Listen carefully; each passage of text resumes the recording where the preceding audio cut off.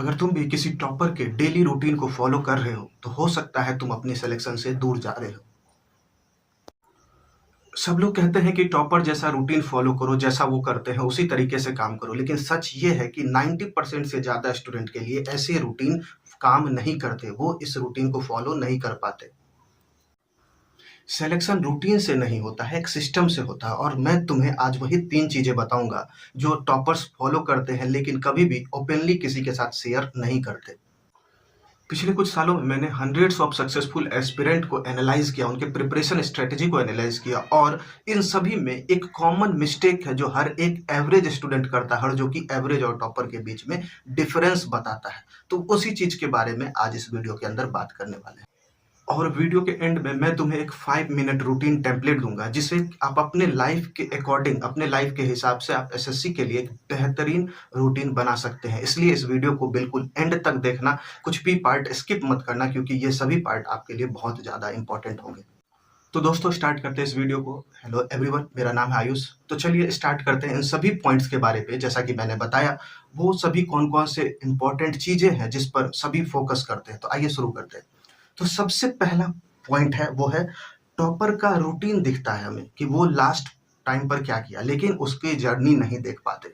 हमें ये दिखता है बस कि टॉपर ने लास्ट के 1 ईयर, लास्ट के 6 मंथ्स किस तरीके से प्रिपरेशन की, उसने कितना टाइम डिवोट किया किसी एग्जाम के लिए, बस यही नजर आ रहा होता है। लेकिन कोई भी उसके जर्नी के बारे में नहीं जानता कि उसने वो कितने अटेम्प्ट्स दिए, कितनी बार फेल हुआ, इससे पहले कहाँ कौन कौन से एग्जाम दिए, किस तरीके से पैटर्न फॉलो किया, ये कोई नहीं देखता और यही सबसे बड़ी मिस्टेक है।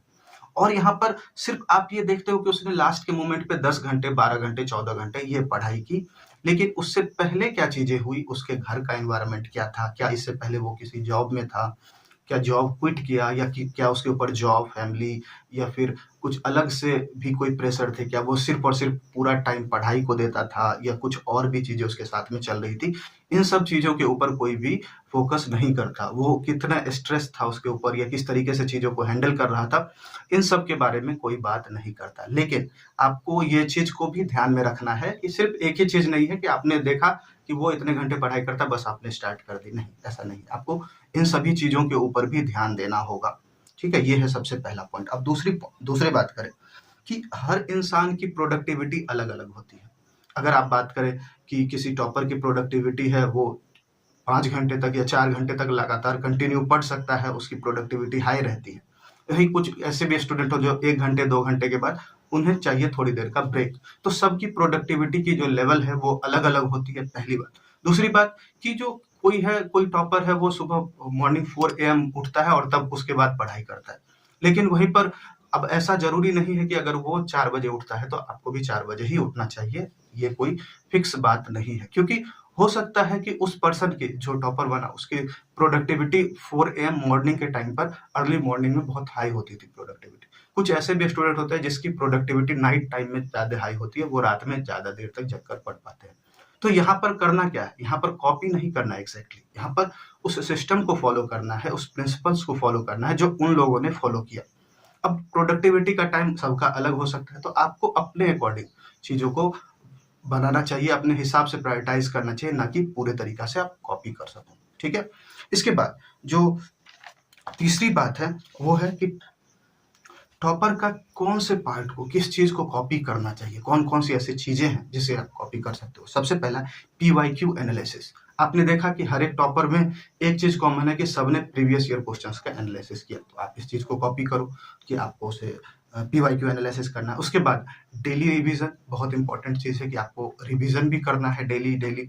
मॉक टेस्ट देना है और उसकी एनालिसिस करनी है। एरर नोटबुक बनाना है और कंसिस्टेंसी को मेंटेन करके रखना होगा। तो ऐसी चीजें जो कि PYQ एनालिसिस, कौन से बुक उसने फॉलो किए, कौन किस स्ट्रेटेजी को फॉलो किया, वो कॉपी करना है, ना कि आपको उसका टाइम टेबल कॉपी करना है कि वो 10 घंटे, 12 घंटे, 15 घंटे पढ़ता है तो उसी तरीके से पढ़ना है। ये बिल्कुल गलत स्ट्रेटेजी होगी आपकी, इस चीज को ध्यान रखना है। ठीक है, अब मैंने बताया था कि इस वीडियो के एंड में आपको एक ऐसा 5 मिनट टेम्पलेट दूंगा जिसके बेसिस पर आप खुद के लिए भी रूटीन बना सकते हो। वो चीजें मैं बताता हूँ। सबसे पहला, अगर स्टेप 1 की बात करें तो उसमें आपको अपना अवेलेबल टाइम लिखना है। ऐसा नहीं है कि सबके पास, जितने भी स्टूडेंट प्रिपेयर कर रहे हैं सबके पास पूरा टाइम अवेलेबल होगा, ऐसा नहीं हो सकता। तो जो टाइम आपके पास अवेलेबल है, उस अवेलेबल टाइम को पहले लिखिए कि आपके पास आज 5 घंटे हैं, 6 घंटे हैं, 7 घंटे हैं, जितने भी टाइम है वो पहले नोट करिए। नेक्स्ट है कि दूसरा स्टेप होगा आपका वीक सब्जेक्ट जो भी है उसे आप आइडेंटिफाई करो कि आपका वीक सब्जेक्ट कौन-सा है, किस पे आपको ज़्यादा काम करना है, उस चीज़ को आइडेंटिफाई करना, ये सबसे इम्पोर्टेंट पार्ट है। आप बस प्रिपेयर कर रहे होते हो, वीक टॉपिक आपके पास पता ही नहीं है। कुछ ऐसे भी बच्चे होंगे जिन्हें पता है कि उनका वीक पार्ट हो सकता है, किसी का मैथ्स हो वीक पार्ट, किसी का हो सकता है जीके वीक पार्ट हो, किसी का इंग्लिश हो सकता है।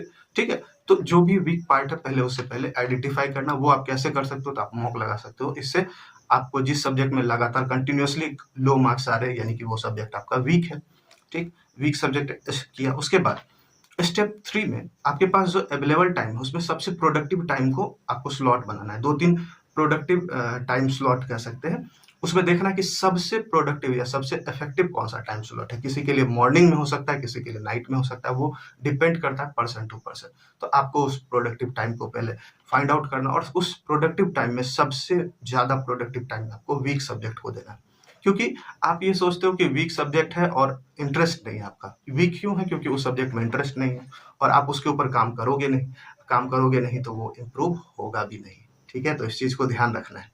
नेक्स्ट है, जो स्टेप 4 है वो है डेली रिवीजन।